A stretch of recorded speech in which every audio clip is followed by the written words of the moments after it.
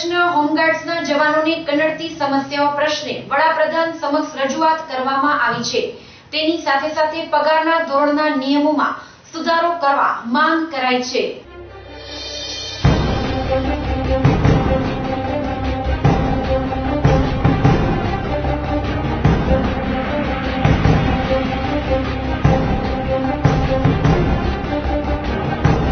ગુજરાત રાજ્યમાં માનદ સેવા બજાવતા હોમગાર્ડ્સના સભ્યોને પોલીસ સદળ દ્વારા ટ્રાફિક, નાઇટ, મેળા, વીઆઈપી, પરીક્ષા બંદોબસ્ત, વાવાઝોડા, અતિવૃષ્ટિ, કોમી રમખાણ સમયે સંખ્યાબળ મુજબ માંગણી કરવામાં આવે છે, જેમાં આ સભ્યોને મહિને 22 ફરજો બજાવવાની હોય છે, જેમને વેતન પેટે એક દિવસના ₹200 આપવામાં આવે છે, જે 2-3 મહિને મળે છે, જેથી પરિવારનું ગુજરાન ચલાવવા માટે જવાનોએ બાકીના સમયોમાં પ્રાઇવેટ કામ ધંધા કરવા પડે છે। પરંતુ કાયદો વ્યવસ્થા માટે 2 થી વધારે દિવસો માટે જ્યારે બોલાવવામાં આવે ત્યારે તેઓની આ પ્રાઇવેટ કામ ધંધા પર અસર પડતી હોવાથી તેમને તેમના માલિકો, સંચાલકો દ્વારા ત્યાંથી છૂટા કરી નખાય છે, જેથી તેઓની પરિસ્થિતિ વધારે કફોડી બની જાય છે, જેથી રોજબરોજ કાયદો વ્યવસ્થા જાળવવા માટે જવાનોની સેવાઓની જરૂરત પોલીસ દળને પડે છે અને પ્રજાજનો નિશ્ચિત બની જાય છે। ત્યારે ખરેખર જો હોમગાર્ડ જવાનોને ફિક્સ પગારથી જે તે પોલીસ મથકોમાં સોંપી દેવાય અથવા તો તેમનું વેતન ₹365 રોજ કરી 22 દિવસને બદલે ભૂતકાળની જેમ 29 દિવસની ફરજો તેમજ દર મહિને વેતન મળી જાય તેવું કરવાથી કાયદો વ્યવસ્થા સુદૃઢ બની શકે છે। સરકારી ધારા ધોરણની જેમ કરવું જરૂરી છે। અન્ય 5 રાજ્યોમાં હોમગાર્ડ્સને ફિક્સ પગારથી સમાવાયા છે, તો સરહદી જિલ્લામાં પણ યોગ્ય થાય તે જરૂરી છે।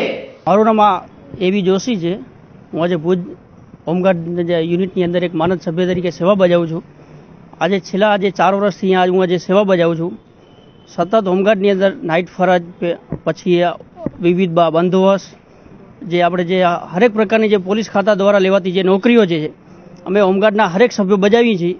જે તે સમયે અમને જે પણ કારણોસર જે બોલાવવામાં આવે એ ટાઈમે અમે નોકરી બજાવી છીએ। એ ટાઈમે અમારા જે પ્રાઇવેટ ધંધાઓ જે છે એ 2 દિવસથી વધુ જો અમને નોકરી લેવામાં આવે તો અમારે છોડવા પડે છે। તો અમારી એ માંગ છે સરકારશ્રી કે અમારી જે માંગોમાં જે અમને જે રેગ્યુલર પગાર, અમારી નોકરીની અંદર જે અમને જે 2 દિવસથી વધુ બોલાવવામાં આવે છે એ ટાઈમે અમને જે મળતું ભથ્થું આજે 2012ના જે ઇલેક્શન ટાઈમે જે ગવર્મેન્ટે માન્ય કર્યું હતું કે ₹155 ભથ્થું મળશે, એની જગ્યાએ આજે અમને ₹55 મળે, તો હજી સુધી એ મંજૂર શું કામ નથી થયું? એ મંજૂર કરવામાં આવે, અમને જ્યારે અમારો જે પગાર છે એ વધારવામાં આવે, અમારી જે ડ્યુટી છે એ 22ની જગ્યાએ 29 કરવામાં આવે, અને જે બહારના રાજ્યોમાં જે કોન્સ્ટેબલ બેચ કરવામાં આવી એ પણ કરવામાં આવે। અમારી હરેક માંગો જે છે એ સ્વીકારવામાં આવે। અને રાજ્ય સરકારને એક જ વિનંતી છે કે જે હોમગાર્ડને છે અમુક મળતા ભથ્થા, જે અમુક જે પેન્શન યોજના છે, આ બધું જે કરવામાં આવે કે જેથી છે ને હોમગાર્ડના કોઈ પણ સભ્યને નોકરી ટાઈમે કાંઈ પણ કોઈ પ્રોબ્લેમ થાય તો એ વ્યક્તિને છે ને તાત્કાલિક સારવાર મળી રહે, અને એને છે ને એ રીતનું એના પરિવારને પણ જ્યારે કોઈ પણ વ્યક્તિ ઈજાગ્રસ્ત થાય છે, એને મેડિકલ સારવાર હોય છે, આવું હોય છે, જેની નોકરી ચાલુ ગણવામાં આવે। તો આજે છે ને જે હોમગાર્ડ જે યુનિટની અંદર સભ્યો આજે પોતે જે ઓછા થતા જાય છે, જે નોકરી મૂકી દે છે, એ આજે કાયમી જળવાઈ રહે અને યુનિટી જળવાઈ રહે બસ। અને હોમગાર્ડના જે સદસ્યો જે છે એનું જેને સંખ્યાબળ પણ વધે અને નોકરી જળવાઈ રહે।